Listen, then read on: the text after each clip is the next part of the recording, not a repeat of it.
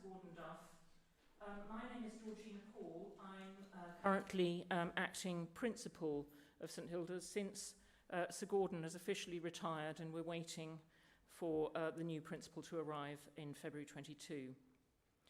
Now, we're gathered here to celebrate Sir Gordon and to thank him and NADA for their 7 years' worth of contributions to the college as our principal and principal's wife in the lodgings for the time, because of course you also had a long association with St Hilda's before that, and NADA is indeed a senior member, and so we're just celebrating the 7 years today. We have a fine lineup of contributors to this afternoon's recollections of Sir Gordon's leadership, people who have collaborated with him in different fields of his work through the last 7 years, including Professor Richardson. We're very pleased to have you, the Vice-Chancellor, with us. Thank you for coming. And Professor Chas Bountra, Pro-Vice-Chancellor and Professor of Translational Medicine, who's going to speak on behalf of the medical division, if you like, for us. There are some other important collaborators of Gordon's from the medical division, Professor Sir John Bell and Professor Andy Carr in particular I want to mention, who very sadly are not able to be with us today, but send their greetings. And very importantly, we also have our students who are going to speak to us through their representatives, the last year's JCR President and this year's MCR President, speaking on behalf of last year's MCR President. Now, as Gordon's vice principal for 4 of those 7 years of his principalship, I want just to preface the better words that other people are going to say, just with a few recollections of my own, if you like, bringing to mind the achievements of Gordon in this time as principal. The first one I want to mention is the not inconsiderable achievement of being the first male principal of St Hilda's College in its history. I think that has had its challenges, and certainly your charm and grace has overcome a lot of the hurdles, I think, that might have been thrown up in your way at the beginning. And you certainly, my sense is that you have really won the hearts of the St Hilda's senior members and certainly of the current students. And we've been very, very proud of the way in which you've conducted yourself as principal. Thank you. And also an extraordinary achievement was the spearheading of the 125th anniversary campaign. Our 125th anniversary fell in 2018, right in the middle of your principalship. And the campaign that surrounded this anniversary event was the most ambitious fundraising campaign in the history of the college, including a central target of £15 million to fund an anniversary building project. Gordon collaborated with the chairs of the UK and US campaign boards, Val McDermid and Regina Pisa, and undertook important fundraising tours to the United States, Singapore and Hong Kong, amongst other places, talking to many, many senior members in many different locations. Yesterday was a day of celebration in the college for the new buildings that resulted from that fundraising campaign and anniversary event. In terms of the physical college estate, the architectural transformation of the main college site is the outstanding achievement of Sir Gordon's principalship. And I want to just remember and really just call to all our minds the enormous energy that Gordon brought to the architectural competition. I think it was your idea to have this wonderful wooden model, wasn't it, that we have set up of the college site with the transformation envisaged in wood before it was realised. And I really don't want to underestimate in any terms the real significance of this transformation for this college. It's given us greater confidence in ourselves as an academic institution. it's given us a sense of forward momentum, and also, as we saw yesterday, the amplification of our hospitable character as a college. And it's a wonderful legacy from a hospitable man as principal. I'd also note that in the same period, we've also done some work on graduate accommodation and have our first quad up the Iffley Road, the Jocelyn Morris quad, with graduate accommodation. When Gordon was elected our head of house, he made clear his dedication to the principle that scholarly endeavour should be to the benefit of humankind, and that our job as scholars is to strive for the improvement of the conditions of life. Gordon's particular scholarly expertise in cytokines, biomedicines and genetics, and his experience in the prominent regulatory body, the MHRA, made him a natural dialogue partner for Professor John Climax, and their fruitful collaboration resulted in the establishment of the Climax Chair in Clinical Therapeutics at NDORMS and of the Forum for Therapeutic Innovation based here at St Hilda's. The research aim here is to pursue more efficient medicines development and regulation, as well as promoting greater global health equality, for example, through the development of price-sensitive medicines to improve distribution in less developed parts of the world. So this really is of true benefit to humankind. And Professor Bounter, I think, will have more to say about these activities in his part of the speech. The appointment of Professor Duncan Richards as the Climax Chair brought expertise from the pharmaceutical industry together with scholarly research. When the brief was written for the post, it seemed that it was a pipe dream, sort of impossible to fulfill. So it was a remarkable appointment made that brought together the skills from the different fields. And Professor Richards has been successful in developing the work of the chair and of the forum. We have hosted a number of forum events here in St Hilda's, both for real and in person, and because of the restrictions of the last years, also online, bringing together regulators and innovators and seeking to promote changes in regulatory science. And this also, I think, as an academic achievement of your principalship, Gordon, is a wonderful achievement for us. It's been very good for the college to have the leadership of a very eminent medic with a lot of experience in charge of the college at the time of the pandemic. And it was reassuring and also interesting in the terms of the knowledge brought to bear. I've had many interesting conversations which have taught me a great deal. So I now pontificate to anyone who cares to listen about the variants that we are to expect before it all gets livable. So it was very good for us to have such an experienced person in charge of the college. And we were proud to be one of the 2 Oxford colleges, along with Merton, who trialled lateral flow testing in Michaelmas 2020 when the technology was quite new. That leadership, I think, has also reflected in what Gordon has done in the university. Professor Richardson made him Pro-Vice-Chancellor, and I know that he enjoyed very much working with the VC and she with him, and we'll hear some words from Professor Richardson later. The thread that runs through so many of these moments is that Gordon has been very, very good at people. Many achievements have been made because he's got a very good sense of character. I've been amazed at his sensitivity in responding to people and his perception about people. He has a very good sense of the right person for the job, and he brings people on by giving them responsibility.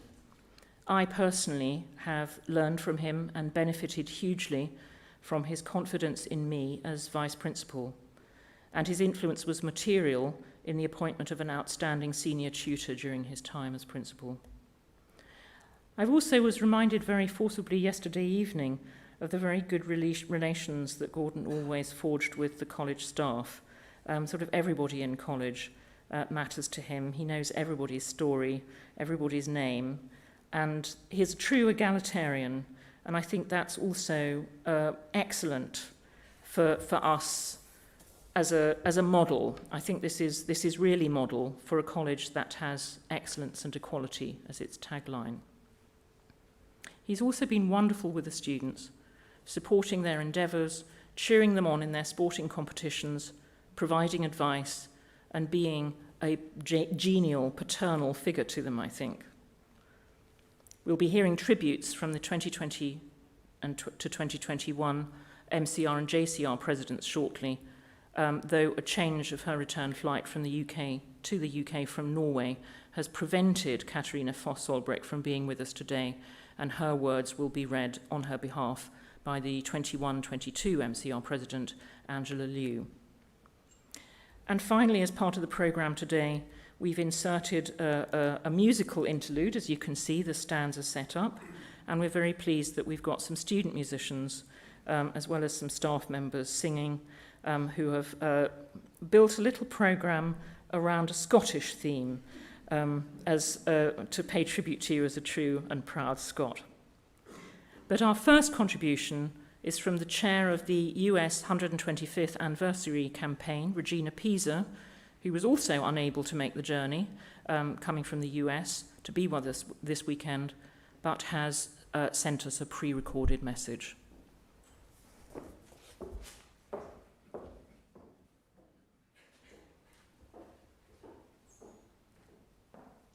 Good afternoon.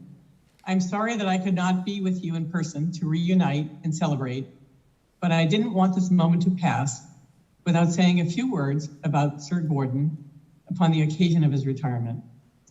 I can remember the day in April 2015 when Sir Gordon came to Boston to host a dinner at the Harvard Faculty Club for the American Friends of St Hilda's. We were all very curious about who this burly Scotsman was who followed a string of women principals at St Hilda's. It is safe to say that he swept us all off our feet. He painted a bold vision for the future of St Hilda's and outlined his plan to achieve it. That presentation would later become our first capital campaign, Building for the Future, which I have had the privilege of co-chairing and working on with Sir Gordon. While the campaign's ostensible purpose was to build student housing, a teaching facility, and a new entrance with a tower, it was so much more than that. One of the attributes that I have always admired about St. Hilda's, and women generally, is that we are resourceful, we persevere, and in the end, we make do. Bricks and mortar have never been the measure of our soul. However, Sir Gordon, the bold visionary that he is, realized that if we were going to attract the best and brightest talent at every level, we had to bring our physical campus up to the level of the other colleges with whom we were competing for this talent. And we had to create an entrance with a tower that evoked a St. Hilda's that stood tall on the Oxford skyline. It was time for St. Hilda's to take its place within the university. I, for one, signed on immediately to this grand vision. I wanted to see St. Hilda's a college of first choice among students, known for its academic scholarship at every level, with a diverse student body, noted for its achievements across the board and developing all its talents. The results of the campaign have been nothing short of breathtaking. On this side of the pond, the campaign unlocked unprecedented support from the American Friends of St. Hilda's, which is largely attributable to Sir Gordon's engagement with the American alumni. However, executing this campaign has not been easy. There were community hurdles, regulatory hurdles, financial hurdles.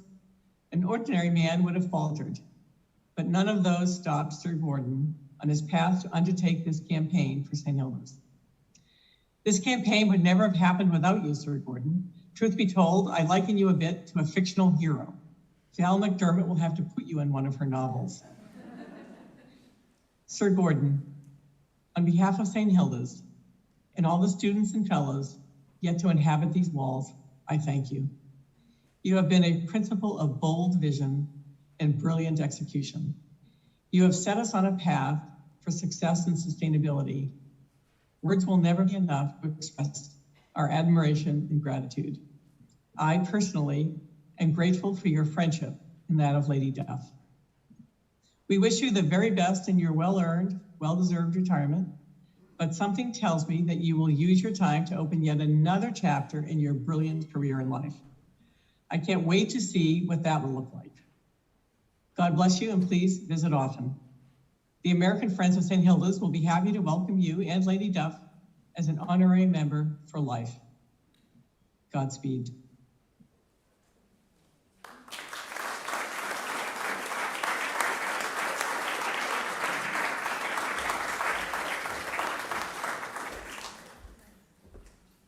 Wow, how on earth am I supposed to follow those two? The Vice-Chancellor said to me that if I played, she would sing. So, but good afternoon, ladies and gentlemen. Charlotte and Charlotte's two cousins, thank you for coming. I'm going to keep this very brief for two reasons. One, Georgina told me to keep it brief. And two, because I think you'd much rather hear from the Vice-Chancellor than me. But I should say I met Gordon 7 years ago. Graham Russell connected us. That's Graham. Graham waved to everybody. Graham is another beautiful Oxford man who's been a wonderful mentor to me along with Gordon. But I met Gordon 7 years ago, and I can say he is a brilliant scientist. You know, Georgina talked about cytokines. In this pandemic, we've heard about the cytokine storm. You know, this is an area of biology that he created, he started. Its impact in infection, inflammatory diseases, etc. It's remarkable. You're a brilliant scientist. He's also a phenomenal physician and a medic. You know, he's one of these rare individuals who knows where the gaps are, who knows where the bottlenecks are, and he knows where we need to put more effort. And not many people can do that. He's obsessed with technology and innovation. Like Bill Gates, he thinks the answer to a lot of our global problems is through creating new technologies and platforms, etc. And he's been advising many companies on sort of new therapeutic modalities and new platforms, etc. But he's also got an amazing understanding of the regulatory space, and in a way that very few of us in Oxford do. He's been there, he's done it. His connections in industry are phenomenal, and he works night and day, I would say, to help industry accelerate new medicines for patients. He really is a unique individual, a brilliant scientist, a brilliant physician. But on top of that, he's also a brilliant leader. He's humble, he's very passionate, he's very visionary. He sees 10, 20 years ahead when most of us just think of tomorrow. But he's also very generous. He has great ideas and he lets other people run with them and he gives them great credit. Gordon, you really are a unique individual, a truly great man, and we're all immensely proud of you. The impact that this guy has had on our medical school and our university is phenomenal.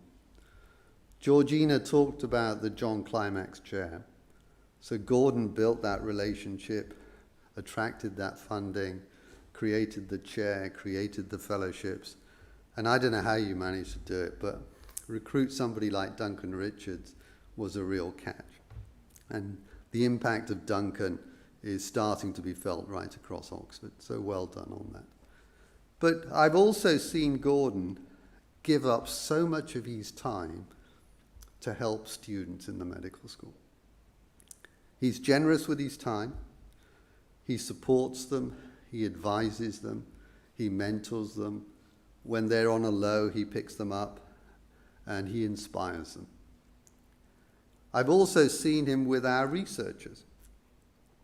He's helped them craft grant applications, helped them sort of map out their career path. And he's worked with many faculty across the division on major strategic initiatives for the university. He has done so much for our medical school and our university. And I would say you've contributed greatly, Gordon, in helping our medical school be #1 in the world and our university be #1 in the world. I mean, the profile of this university has never been higher. I mean, it's just awesome. But on top of that, Gordon has done much for this country and for the world. He's helped industry, he's got amazing networks right across the world with regulators, patient organizations, funders, etc. It's remarkable. I don't know how you've managed to fit everything into your short life, Gordon, but you really are a role model for us all. Finally, I'd just like to say, Gordon, thank you. Thank you on behalf of our medical school. Thank you on behalf of our university. We're all immensely proud of you. You really are a gentleman scientist who has devoted his life to improving our lives and improving our planet. And I wish you well for the future. It's a shame we don't have drinks in our hands. We would love to salute you. Charlotte, I hope you're very proud of your grandfather. You know, the first time I met him, he told me with great pride that he climbed over the gates of St Hilda's to see Nada when they were students here in Oxford. Did you know that, Charlotte? You did. Gordon, don't do it ever again, please. But ladies and gentlemen, a true gentleman scientist, an Oxford hero, somebody we're very proud of. Gordon, best wishes for the future. Please keep connected. We need you. Thank you very much.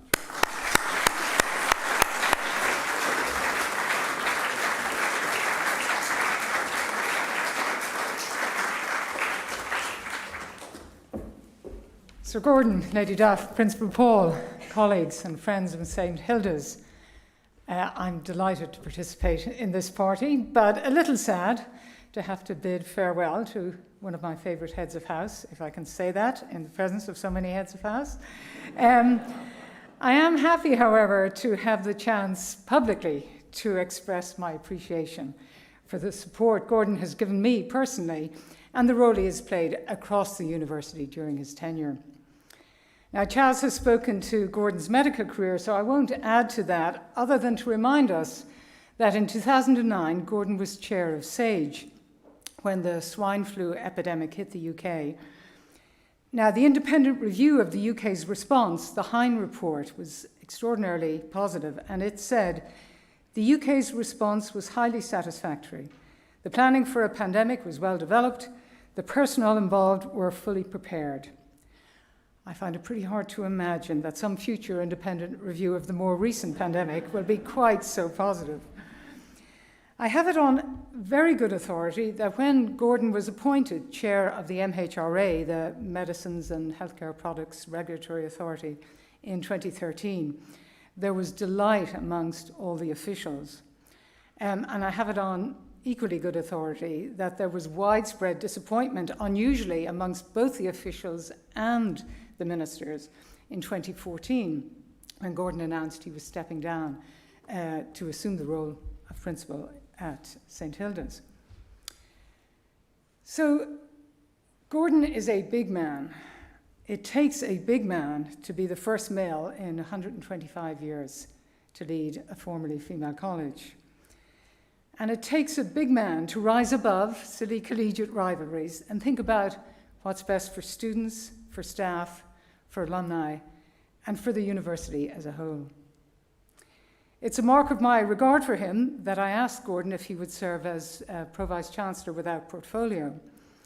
It's a mark of his generosity that he immediately agreed. So in this role, he steps in for me on ceremonial occasions and does so with great aplomb. But he also chairs appointment panels for our most senior academics, statutory professors. So Gordon demonstrated his support in other ways too, and I'm going to mention very briefly 3 examples. First was very early in my tenure, when I decided I might need some cover to move my office from the Wellington Square to the Clarendon building. Gordon immediately was happy to provide some cover.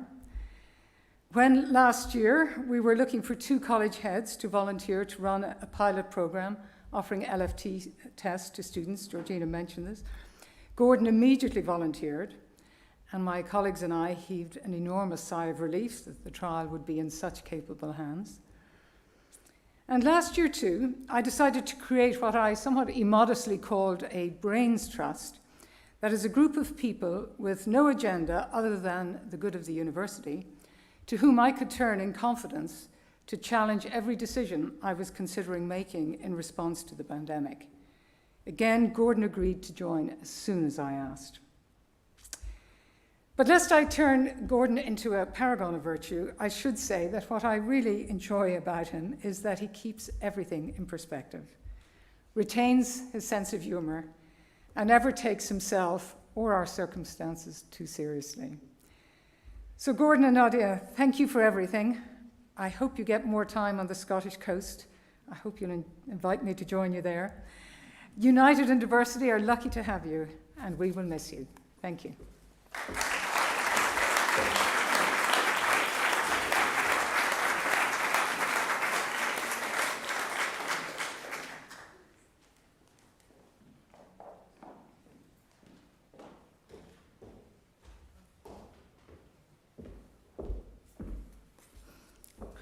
Now that the numerous amazing academic achievements of Sir Gordon have been recounted, on behalf of Katrina, would like to share some glimpse of Sir Gordon in college life.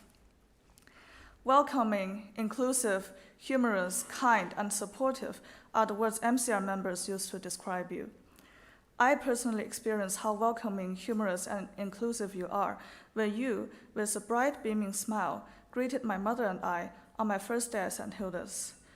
Shortly after a tray of sandwiches caught your eyes, they were in our hands. While you gave us a tour of the new St Hilda's buildings via the glass exhibition model on display at the time.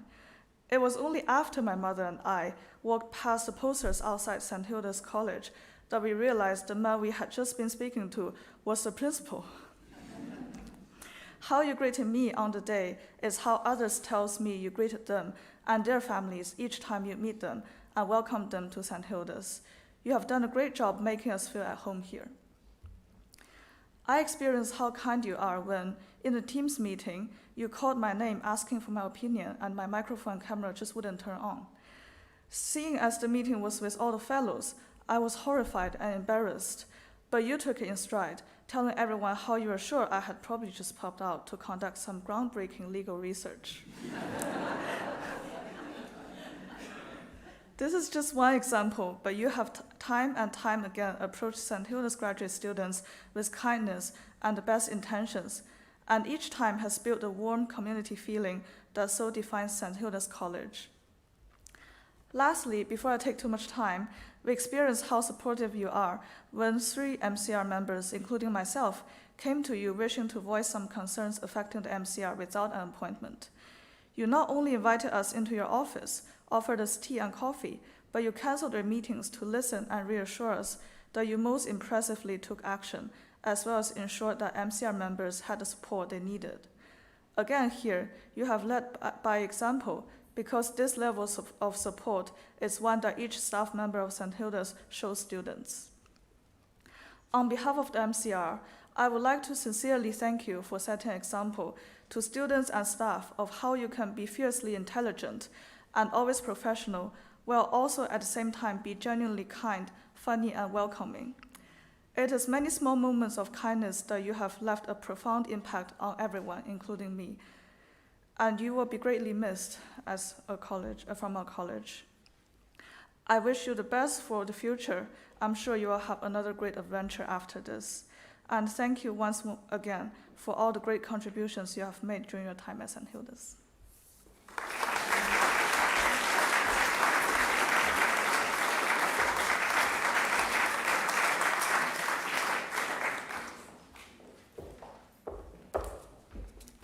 I think we have already heard how fantastic Sir Gordon has been during his tenure as principal, and I can only echo exactly what Angela said, but I'll try also to give sort of the JCR perspective on it too.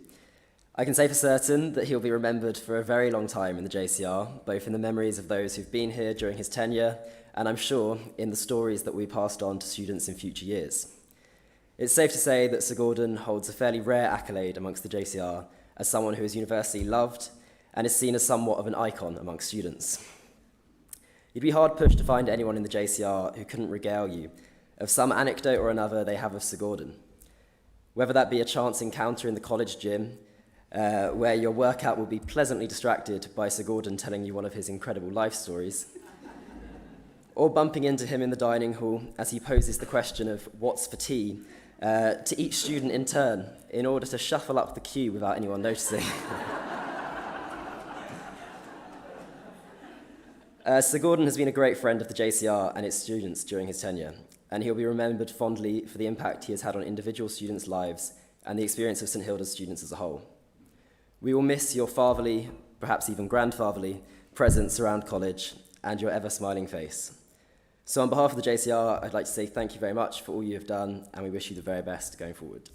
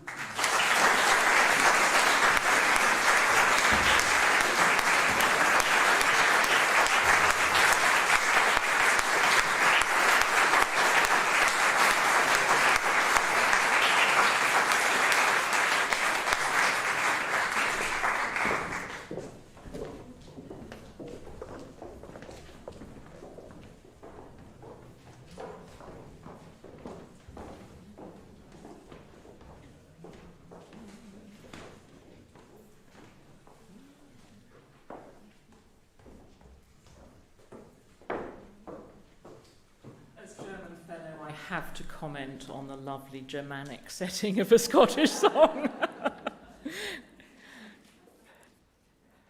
Now we've come to a bit in the running order which is called the presentation of gifts, and I'm going to start, as it were, in reverse. I've made reference already to Gordon's belief in the principle that scholarly endeavour should be to the benefit of humankind.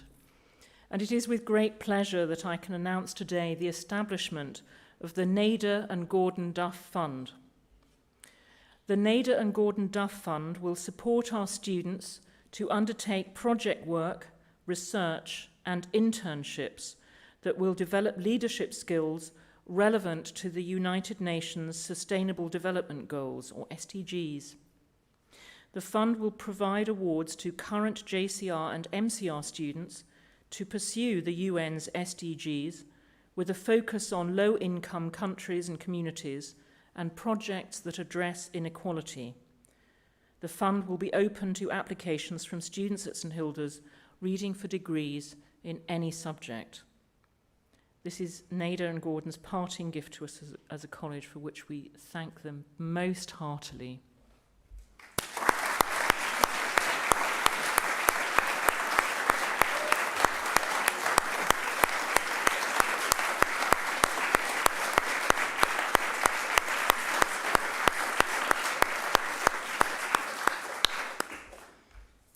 It's going to be very small recompense in return, but I think I'm going to start with asking James back up to the platform for a presentation from the JCR.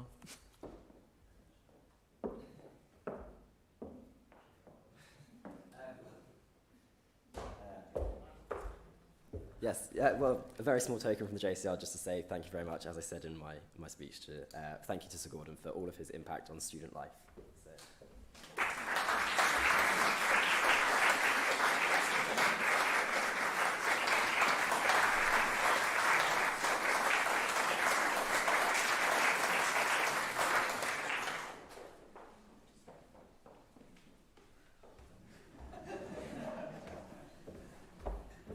On behalf of MCR, we also prepared a small present that will make you remember Oxford as a lasting memory.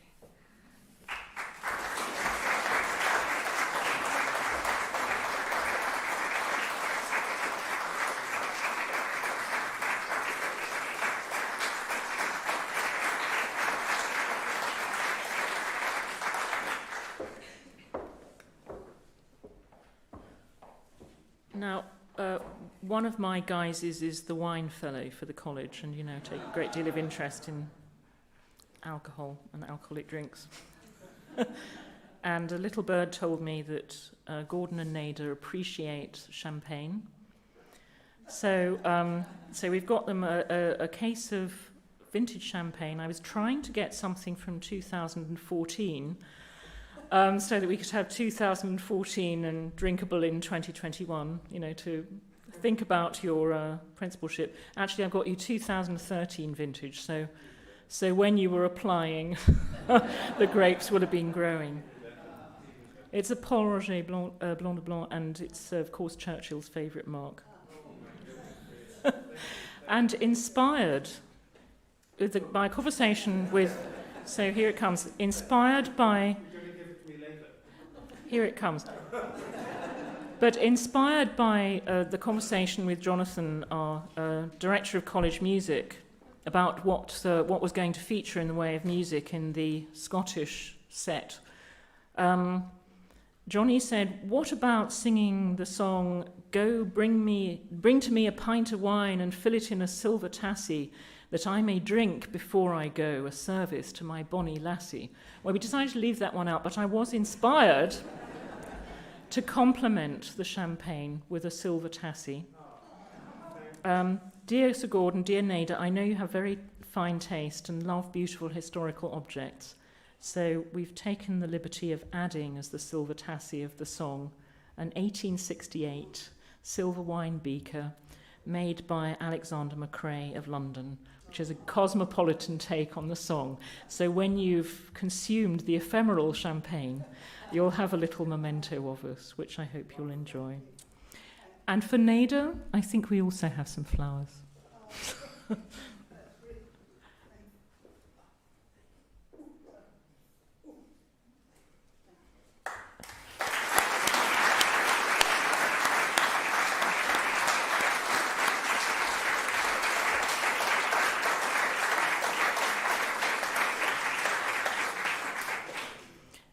as all the speeches have displayed, you're very, very valued people in our lives, and we're going to miss you terribly in the university, in the medical division, undoubtedly in college, and we do hope that you're going to come back. But now we're going to give you the right of reply.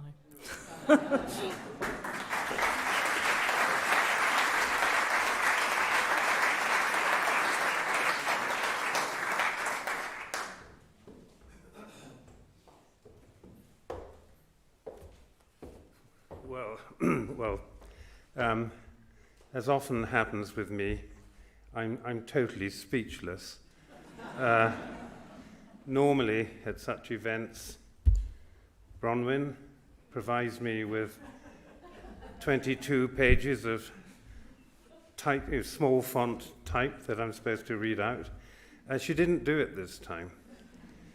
And as I sat in the front there and listened to all the things that were said, and people seemed to be looking in my direction, I kept looking behind me to see to whom these comments were made. And then I realized, gosh, they cannot be so misguided as to be talking about me.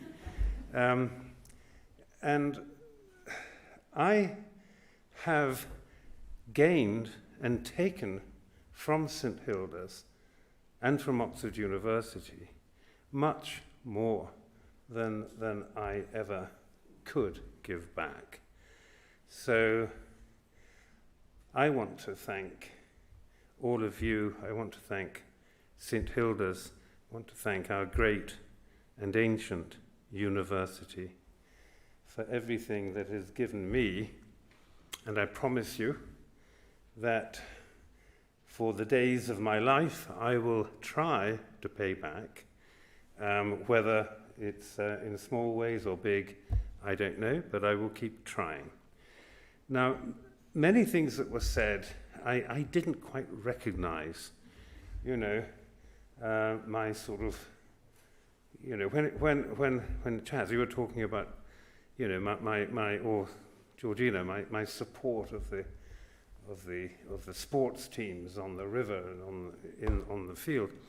I can remember going up to the playing fields on a very wintry Michaelmas day to see, I think it was a final or a semi-final of hockey cuppers, and I had not the faintest idea about hockey, although my son-in-law is quite a notable proficient player. But I was expected, as a head of house, to give a sort of, a pep-up speech. So, and I hadn't any clue. I only know a little bit about football. So I just said, well, try to keep on side, thinking that must export across. And there were sort of blank stares.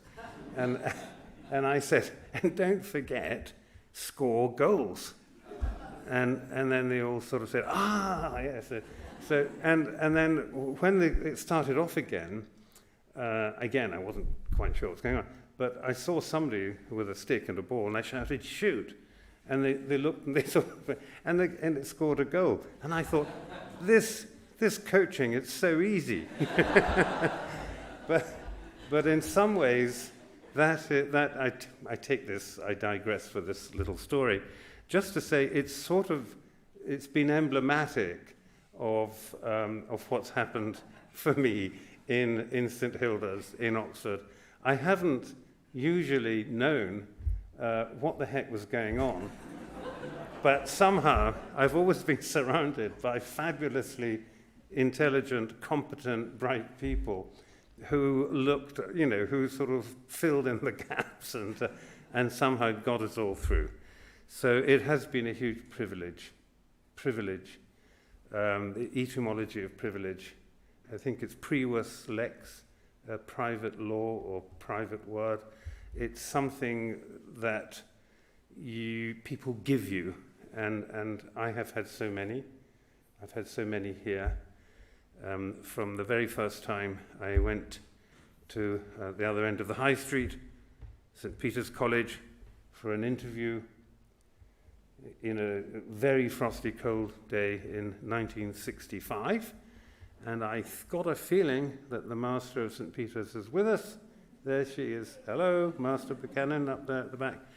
To the present day. I've loved Oxford, and St Hilda's also, as you know, has been very close to my heart since I was an undergraduate and now. So I get the sense, that little voice, time to shut up. So I shall shut up, but I'll just say one more time, thank you very much for all you have given me. And I'm not just talking about these physical gifts, but you have really enriched my life, Nada's life, the life of our children and grandchildren, and infinitely grateful to everyone here for coming. Thank you all very much indeed. Thank you.